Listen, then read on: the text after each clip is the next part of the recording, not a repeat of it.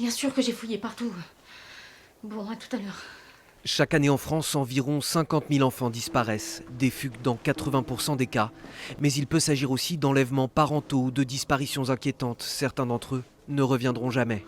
Pour la Fondation Droits d'enfance, la journée du 25 mai est l'occasion de se souvenir, de sensibiliser les Français, mais aussi de faire de la prévention.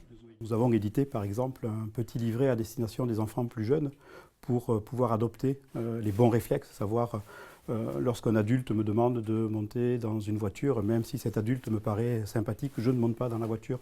Donc ça, c'est important de trouver les bons mots pour expliquer à nos enfants. La Fondation Droits d'enfance gère le 116 000, un numéro d'appel d'urgence et gratuit, accessible 7 jours sur 7 et 24 heures sur 24 pour les proches d'enfants disparus. Les familles vont appeler le 116 000 et par exemple, dans le cas d'un enlèvement parental, vont demander dans un premier temps un accompagnement et un soutien juridique.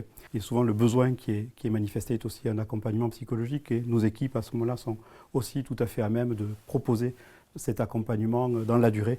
Mais le tout premier réflexe à adopter en cas de disparition d'un mineur est de signaler l'événement au commissariat le plus proche.